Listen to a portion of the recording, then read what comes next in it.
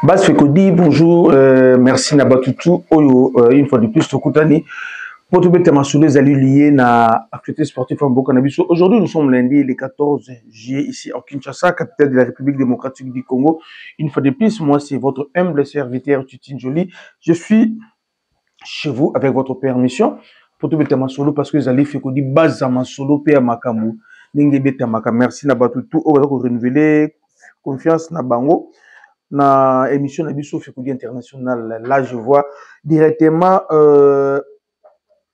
Maman Nouchka Mbaka Galvino na pesi binombote couple wana na pesi fils John Zimbote également, pourquoi pas Rodrigue Chikuna na maman Nanou Chikuna, maman Christina Ndiba, il y a Georges Kasserika, notre femme nationale. On va parler de Merci Mbokani, on va parler également basket, l'Ipobakune, l'Ina Foot Coupe du Congo, comme d'habitude. On va parler visite, il y a maman présidente, il y a Connor, au niveau du centre, il y a Fekoufa, on va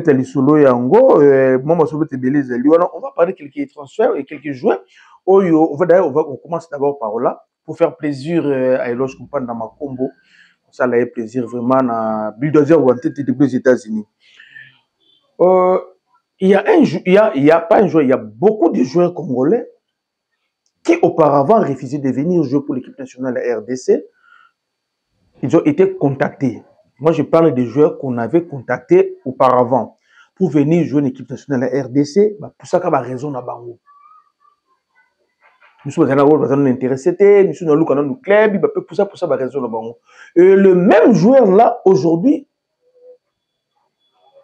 na ba interview baza osala na ba page na ba bazali partout au Kenya, ils disent que non RDC contacté bango le sous-souté. Lorsqu'on les pose des questions sur la RDC bango tout baza na phrase moko ba contacter kanga peut-être na moment blessure ba contacter kanga na moment na zoluka club ba contacter kanga na ba période boye et après ba contacter kanga sous-souté.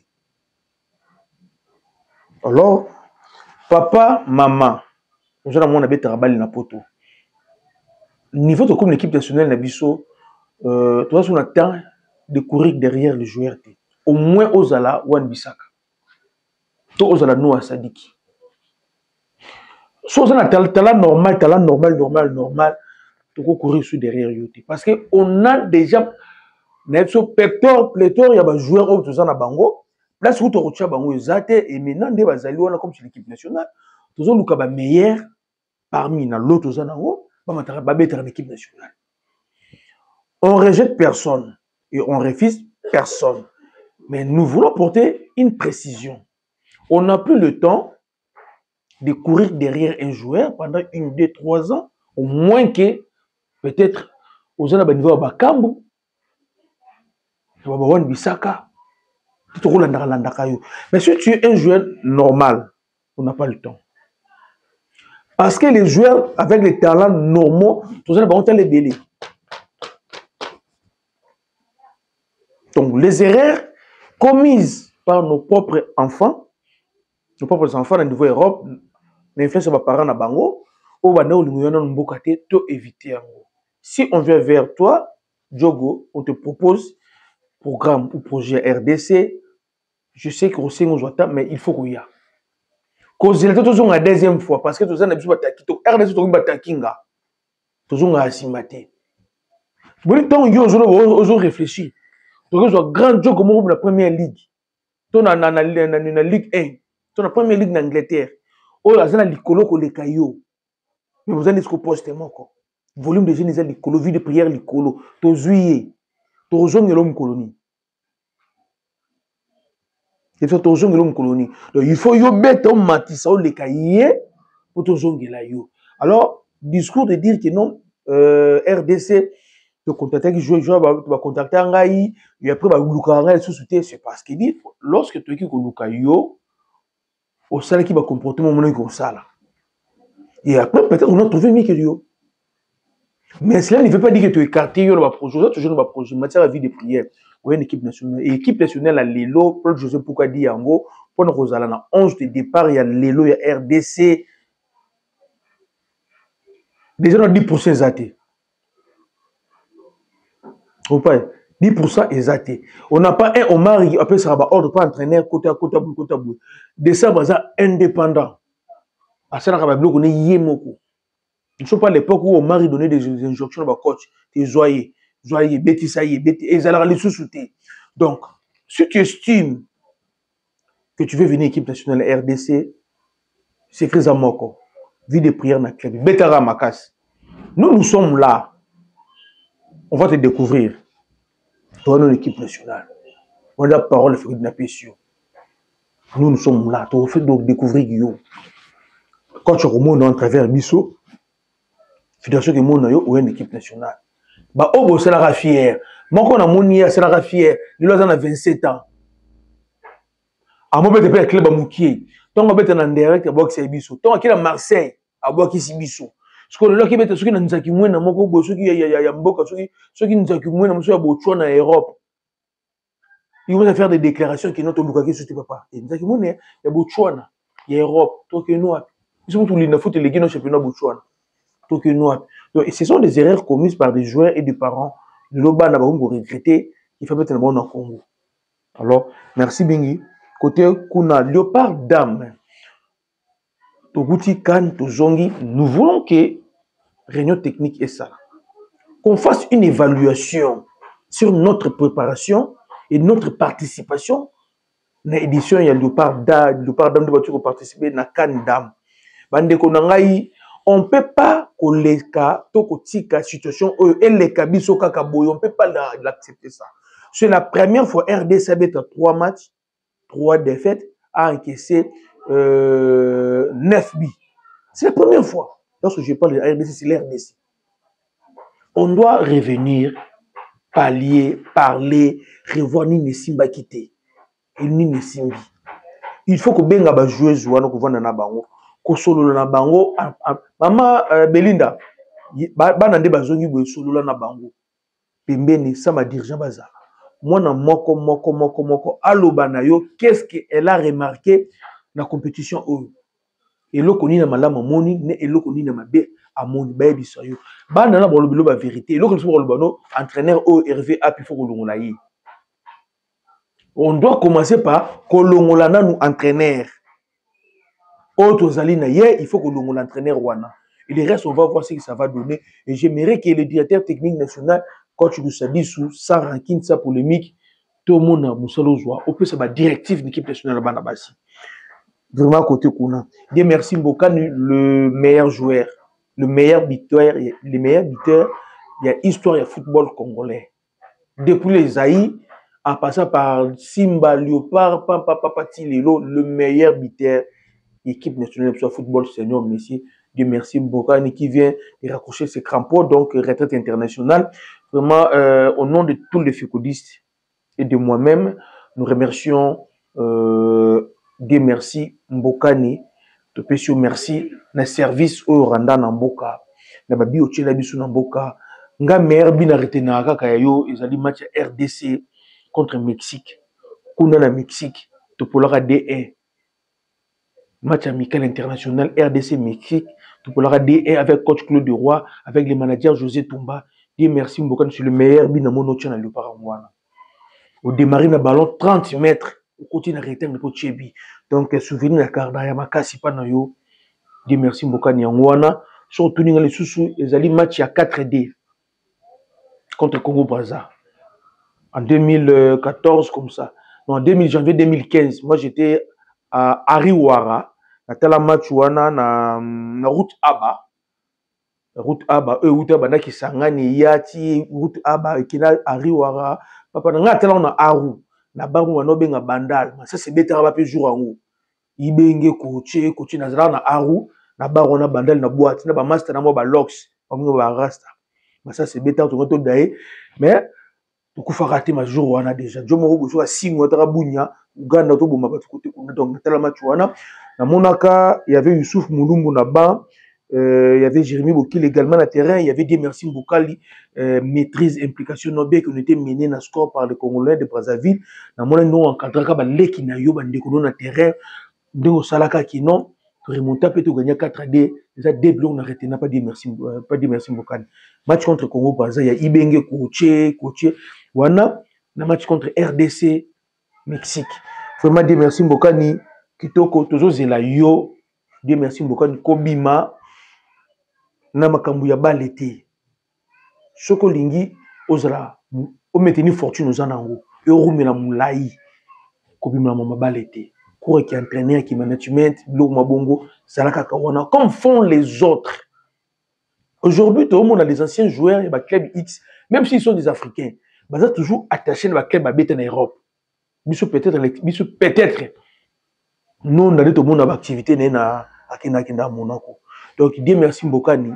Même la Belgique, on a un club de la Belgique, on a soulevé de rebellion, on a un club moko on a Zala Kaka Zala na bango de ba Richard ma pote là bazo former ba jeune. Côté kuna merci Lina Foot. L'émission précédente j'avais parlé problème il y a détournement en bon il y a l'arbitre. 66 arbitres, bon on a détourné à l'auteur de 20 700 $. Et aujourd'hui Lina Foot a prolongé contrat naie na Helico Cash comme sponsor du championnat Nabiso. Et Likokas n'a pas clause de contrat à lobby, maintenant il va commencer à prendre les arbitres en charge. Et il va commencer à primer le meilleur arbitre du mois. Et je pense rubrique où on a des séduire le meilleur arbitre du mois, on nous a récompensé. Donc l'arbitre oh yo lukarno et mame et ninga nous a cagnotte. So yo nous le côté. Alors j'ai voulu aussi ba membre jury. Bisous sur notre côté, match tout le monde a nos meilleur arbitre du mois, Azora Cagnotte, mais côté anticipé, mais contrat sur 2030 là, bon, je sais pas, je sais que dans Vodacom, le premier ligne foot, on a reçu 100 000 $. Cette année, les aigles du Congo, si Abimika a premier parce que Mazembe ne veut pas lâcher l'affaire, dossier à niveau, il y a Connor, et toujours il a pas tranché, niveau à Connor a tranché, position de la FECODI, c'est toujours clair. Dossier Mazembe, pour notre kamato Landela, va lire ma texte. Ceux qui ont raison, ceux qui ont raison, je pense que raison, parce que Mazembe, côté la côté, mais tout ça a besoin de le texte est ça là. Et on doit sanctionner les secrétaires, il y a un club. Moi, je pense qu'il faut que la FECOFA organise des séances, des ateliers avec les secrétaires et le club, bien expliquer bon, comment on gère l'administration et le club. Ben expliquer bango ba RGS règlement ils ont régir football congolais ben expliquer bango ça la rendenge nini parce que d'autres ba CG misusu to condamnera bango or en réalité ba CG wana ba na bona ba problème te ba yebi na bango ndete beaucoup pas nyons mutu yebi asali na nkoto mutu yebi asali erreur na mutu yebi te pona yeki na sali ako yebi na ndete to ba meka ko bongisa bango côté Lina Foot, côté Kuna, et c'est bien Coupe du Congo contre toute attente. C'est la première fois depuis le Congo et Congo. Coupe du Congo, finale le 20 juillet. En dehors saison sportive. Je me pose la question, il y a déjà des joueurs, il y a MK, Naba joueur à terrain comme la finale qui devait jouer. Finale peut-être aujourd'hui, pour sortir les 20. Mais ces joueurs-là, ils ont déjà la mentalité, ils ont déjà en vacances. Et d'autres joueurs, Zawana, ils sont déjà sollicités ailleurs. Et je me demande, peut-être joueur nini. Bon, comme c'est Coupe du Congo, Coupe du Président, le candidat chef de l'État, peut-être aux États-Unis, a assisté à la finale, peut-être Ezayango. Mais en réalité, on va répéter, on ne peut pas jouer Coupe du Congo, je dirais, à 50 jours à faire les saisons sportives. 50 jours. Spectacle qui écoute en Ango, côté Coupe du Congo, je peux savoir pas si. Centre Kourarampo va, Centre Kourarampo va, on a un problème. Dans Centre Kourarampo va, comité sortant, il y a Connor.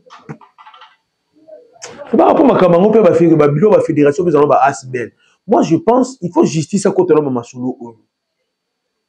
Tout le monde a vu Nabiso, Sambi, comité, il y a Connor, Kendara Kuna. Puis Baba qui fait rénover en gros, réfectionner en gros, ça appel d'offres. Maman Belinda également a outil pour Tekuna. Maintenant on se pose la question. Appel d'offres balansaka, société Zouaka, ba frère wapi, mbongo wana ezali wapi. O il fait réfectionner centre courant pour mbongo wana eza wapi. Vous trouvez ça normal les lombo ko la RDC, on continue à loger des équipes na ba hôtel. Même là, équipe les seniors, ils ont logé, ils ont hôtel. Hôtel, c'est un lieu public. Hôtel, c'est un lieu public. Bandumba ya ville, bakenda dans hôtel wana, avant un restaurant, avant un bistrot, avant une piscine, avant du wana. Et vous prenez les joueurs équipe nationale au bayor beta match, vous avez un hôtel wana, au bazan mélanger na bakindé kindumba, nanganga, aya ko sala ba incantation pour na biloko na ya kiminda ko na ye, aloki suite moko vous pose à la l'aise, ça ba incantation na butu, vous prenez l'équipe nationale, vous avez un hôtel. Papa équipe nationale va vendre un hôtel T, va s'entraîner en hôtel T, regroupement peut ça la en hôtel T et comment on a ba centre. Et les hôtels que nous utilisons pour l'équipe nationale, ils ont ça dans le centre-ville. Peut-être, Bissou Moko Papa, Bissou Mefekofa, a la base de la courte performance de l'équipe nationale. Et ça, aspect Moti, on comprendra, Fekofa, on comprend les gars qui on ne peut jamais loger l'équipe nationale dans le centre-ville, pas un hôtel. Vous prenez 2 ou 3 niveaux, 2 niveaux. Je suis 2 niveaux, tu vas jouer, et les autres niveaux là, c'est un monde normal. N'importe qui, à la chambre, le niveau, c'est ce joueur qui est dans la réception pour mettre l'école, on va écouter dans l'ascenseur, dans le surtout. Joueur, quand ça va être un sans pas un hôtel, ok, dans le restaurant, on va écouter tellement avant d'habiter le colobé. Yo, comme il peine, encore petit qui n'y peut. Mais que Joe, quand un millionnaire, un kilo dans un hôtel, ou un petit tombe au ya. Non, iPhone, on a bima, iPhone 22. Non, on a bima, mais petit, on a ça déjà. Mais sur l'année, qui coche sur la boumbu, sur la silembao. Nous sommes dans locataire na bandal. Mais à BTS ko iPhone moro boedo, jo quand on yo mo na iPhone 13 mais petit tu na iPhone 22, on ne bimate. So yo ka ba personne ba bimelengi na butu. Jo mo déconcentré. Vous comprenez? Les erreurs autozo suluba, c'est un peu compliqué. Il faut centre courant pauvre oyo, bochon ba norme. Ce qui nous na côté c'est kuna Nanou, bonjour, au seul de l'autre côté. Mais là où il y a déjà des locaux, piscine, wana, terrain, moi, le gazon synthétique, il faut créer terrain zéro, terrain, moi, gazon naturel. Bon, qui bâtiment, là, monsieur, soit réflexion propre, parce que tu as des conditions, il y a bien. Comme ça, lorsque les joueurs vont commencer à venir, tu peux te bailler, tu te reprends en Djili, matin, maman qui coule, qui s'entraîne à Rakuna. Ceux qui matchent ça dimanche, peut-être samedi, dans l'hôtel, pour dimanche, match est pas la mort.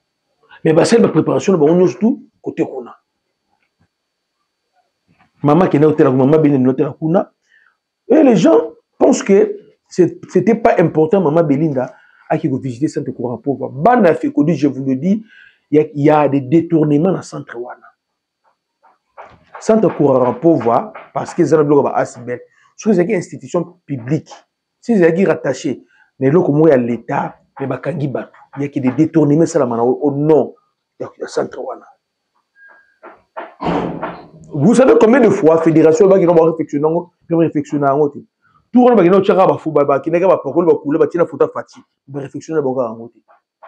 et alors nous, tout est là, maman Belinda qui est là, il faut organiser une élection. La Fédération congolaise de football. Les problèmes qu'on a aujourd'hui, ils avaient l'élection. Excusez-moi. Ils avaient l'élection.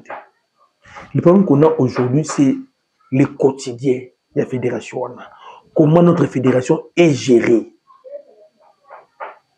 Venir baliser et organiser les élections, mission qu'on a, ça veut dire qu'il faut qu'on prépare même l'administration. Nous avons une administration la plus médiocre de la fédération qui a Moukilia Bissou. Même administration, vous trouvez un joueur avec 3 licences. Même administration. Ah, pas d'absolu. Pas d'absolu.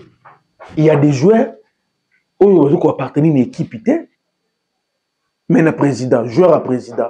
Et je me demande si on a une liste de clubs affiliés à la fédération, ceux qui président Zalara affiliés. Vous comprenez? Moi, j'ai des témoignages. Un joueur congolais a obéi à Bali, en fait, un jeune, a obéi à Kisangani, à Kinshasa, a eu diplôme de tabatina qui était en Asie. Équipe Oya Bango et Koufa Nango déjà. 5 ans passés, équipe en Koufa. Petit qui était belle na poto, c'est peli na yé, a eu club. batindi TMS pour vérifier parcours ya petit et comment comme application FIFA nini za dans le téléphone et beta 2 mois ba répondre à ngoti 2 mois petit contacter ngana émission kaka boye naki koluka papa Masamba naki papa bakashonga bashonga naki kotuna ye to vandi to sololi. J'ai remarqué que non, il y a beaucoup de choses qui ont échappé même le contrôle de la fédération Imoko. On commence à gérer des problèmes de la fédération Nababar. Et on avait géré les problèmes de Pétiona Nabar. Atali Pétiona Yé, le béni papa Massamba a vérifié, non, club on est Koufa depuis Koufa, ça fait 5 ans. Et on le Pétiona est sous-joueur à mon côté. Pour la Bukota Kaka Kotala combat Pétiona de Batine, ko valider Kaka Net, ok. Kuna fédération mon embalamako, Batine club qui n'ont pas connu nous ça comme naïe. Naïbisio, papa il s'ala 2 mois. Heureusement Fricoli n'a pris tendel la bimé la bonne fédération yaya. Pris tendel la bloc à l'ambio yaya. La place ça la chantage dans ding nangai. Non le bon émission non ça la boue les mêmes jours. Va valider Pétuana. Plus grave encore. Pétuana, son père c'est pas à l'ami de papa Edo Kiakumbuta. Un chevronné à sport quoi, football congolais. Parce qu'on n'a même pas que donc Pétuana c'est entre guillemets sur le fils c'est Edo Kiakumbuta. Mais parce qu'on y a gagné. C'est que Dieu qui nous continue à solo, Britandé la marqué les bélés, les mêmes jours on a résolu les problèmes mais na bar. Je pense que Bachonga. Na bar. Na rompa ouleri, parce que bako la sala bar on a yoana. C'est comme ça l'autre toujours boya la fédération. Les élections qu'on parle là, si on organise les élections les lots, ce sont les lieutenants de Omar qui vont gagner.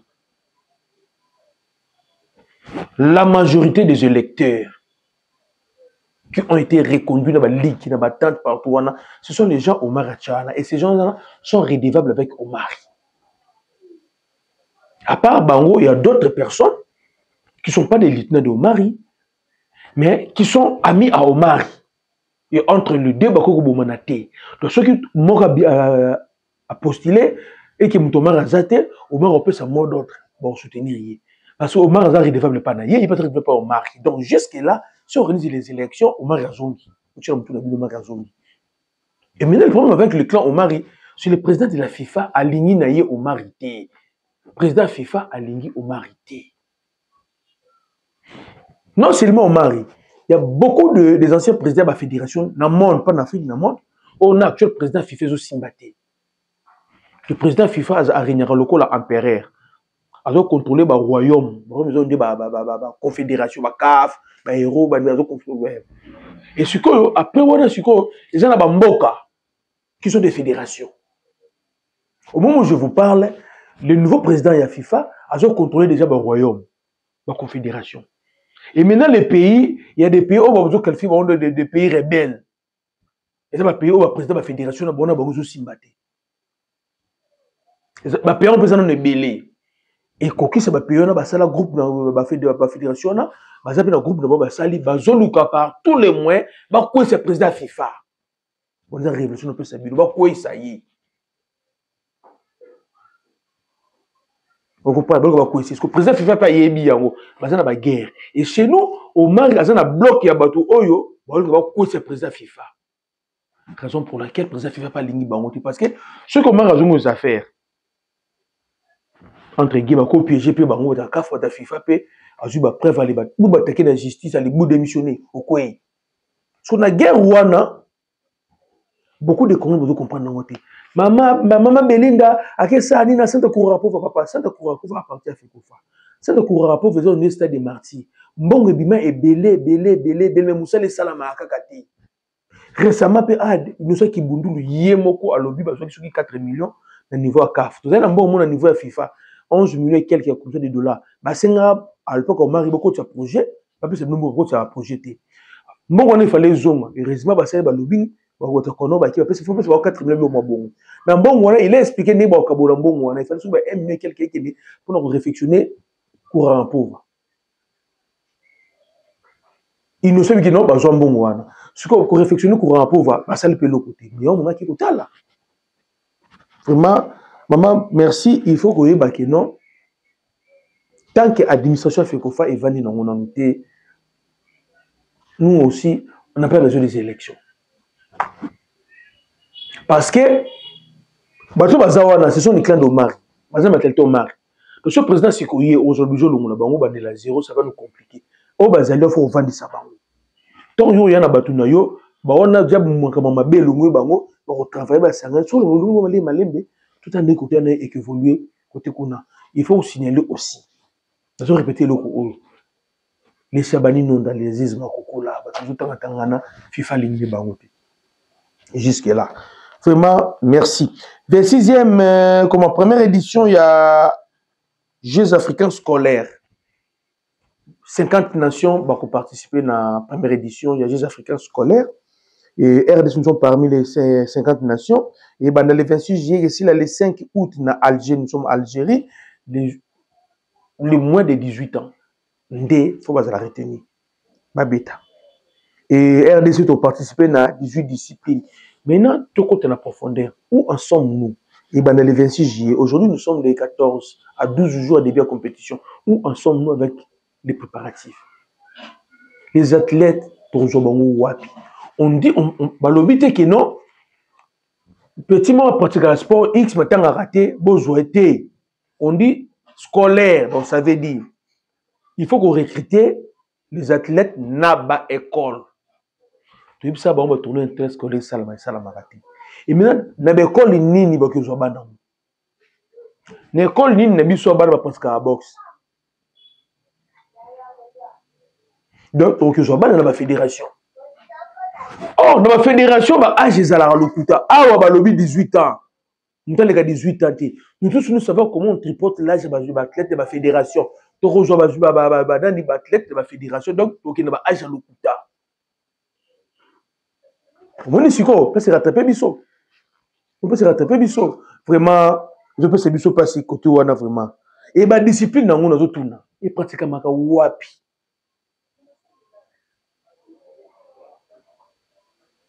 Notre pays est en danger. Et le sport congolais est en voie de disparition.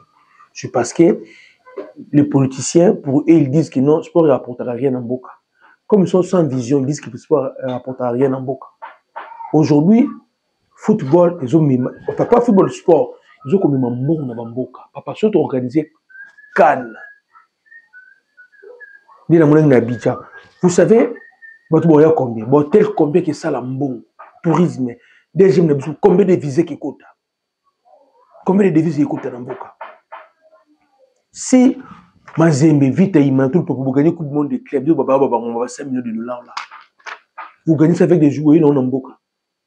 Le club, on a un stade naïmo. Bon, organiser francophonie, ça crée combien d'emplois? En termes d'emploi, ça crée beaucoup d'emplois. Et si on a l'habitude d'organiser un tournoi au niveau continental, peu importe les disciplines, on n'aura pas de nombre de chômeurs. Les papas qui disent ça, est-ce que ces papas-là ont des gènes? Alors, nous sommes des gènes. Vraiment, tout le monde dans la partie politique. La jeunesse congolaise, tout le monde dans la partie politique. Ces gens-là se servent de nous, après on va boxer à Rabissou. Tout le monde dans la partie politique. Et ça, la Bissou, bien vraiment. Léopard Chan passe. Léopard Chan passe. À 18 jours. Il y a le premier match à RDC dans Léopard Chan à 18 jours. Où en sommes-nous avec l'équipe? Je ne sais pas, j'ai appris qu'Otis Ngo va jouer à Lilo. J'ai appris qu'il a joué à Lilo. Où en sommes-nous avec Otis Ngo? L'entraîneur d'abord, l'entraîneur est où? L'entraîneur est où? J'ai des joueurs Oyo, déjà sélectionnés. Entraîneur comme coaché Bango pour la récupération. Dans mon téléphone, ça l'électricité, ça l'électricité. L'hôtel Otis Aya, renseignement Bandakan. Et le même joueur, au basé dans la liste de Nomona Kiwana. 7 ou 8. On a Yebi. Déjà sollicité le Bandamboka. Il y a 3 coups de Kei. C'est Bakei d'abord déjà. Donc même les joueurs eux-mêmes n'ont pas la foi. L'équipe nationale sous. Comment j'ose solliciter l'équipe nationale? Au Kimi ne peut pas jouer au Kimi Matendengenini. On le paye combien ici? Bah, ça n'a pas conditionné. Petio Fingi, je pense. Petit mora tu bimana imana buka beti ka mi saison na imana rabu. Et biso petit on peli rabu. Aki sini na Rwanda. Papa, joueurs qui m'a na foot. Aïe le championnat Rwanda. Ah, dans le niveau. Et dans tout ça, Didier Boudimbu, alors que Kabaramo na Monaco, na Barcelone, na yoki lisusu, alors qu'il n'y a pas de fois club oui ça, na Stuttgart, il y a Marseille Katopa. Dans autres on a Didier Boudimbu. Je me demande, on est où là? Tout comme il wapi, comme il n'y a pas mboka oyo. Franchement ça me dépasse. L'argent qui est dépassé côté Kuna. Pourquoi si les bisous comme mboka ko? Pas seulement football. La discipline est belle. Vous savez qu'il y a un Congo, ils ont la discipline sous Coupe du Congo, ou bien champion du Congo, quand on joue l'autre. Champion du Congo, voilà, à combien? À combien? Club champion du Congo, karaté, RDC, à combien?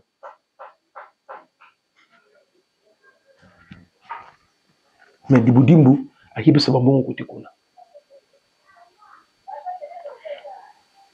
Peut-être que chaque fois, et ça, il y a attribution, il y a ministère, il y a tourisme, dans le fois, ça va biloko. Il y a beaucoup de gens qui ont intérêt dans le côté. Et j'ai appris même aujourd'hui. Même il y a beaucoup de gens qui maîtriser les dossiers, on peut bien être. On est en train d'attaquer Boudimou, il y a beaucoup de maîtriser les dossiers, on peut bien être. Apparemment, il y a des gens qui ont le collab Boudimou, qui chapeautent le projet. Na Boudimou, il y a beaucoup de choses à comprendre dans le côté.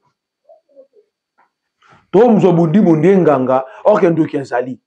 Or, après, nous avons simbi qui s'allie. Dans le dossier, vraiment, pas si. Mais comme kabaka ba monde ba banque ba réel ango ceux qui na ba banque ça ba mon Congo to lobi papa to lembi bo to ngila biso ba terrain.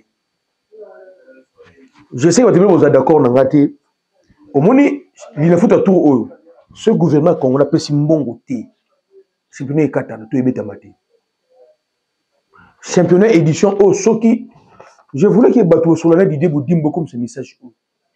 Je suis en contact avec beaucoup de dirigeants encadré. Ce qui est édition au pesi mboche limbongote. Du prise en charge au moment de transport ba club ozongeli angote nous zo tout wana. C'est bien bétemate. Na avertir déjà ba pour Canada tchalelo. Na début de saison, il y aura des manœuvres qui nécessitaient rencontre entre les présidents des clubs dans le ministère. Ce qui l'État congolais a sponsorisé même ba déplacement cette fois-ci. Il y a une édition Oyo pendant 3 ou 4 ans sur un engagement Wanate c'est pour nous 4 ans. Vous comprenez? Et je dis aussi, je sais que je vais blesser beaucoup de gens, mais vous êtes d'accord dans la tête. On va travailler à match comme comité de soutien, disons, comme comité de recherche. Bazo Zela, on peut le tourner à Bango. Bien. Parce que pour détruire votre football au niveau local, vous avez besoin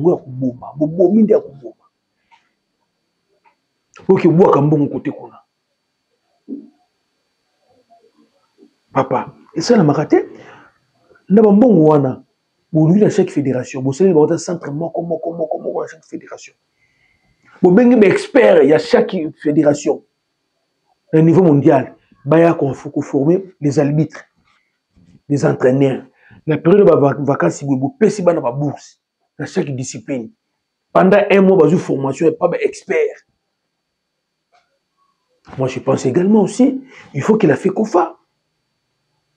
Ah, mais quand nous avons listé tous les Congolais, oh, manager, joueur, à lister Bango, à convoquer Bango. Fait que faut à l'occasion, moi, ma casse à management de joueur. Après ça, Bango, Baya pour former Bango. Pas possible. Nous évité, on dirait, côté où on dit tout là.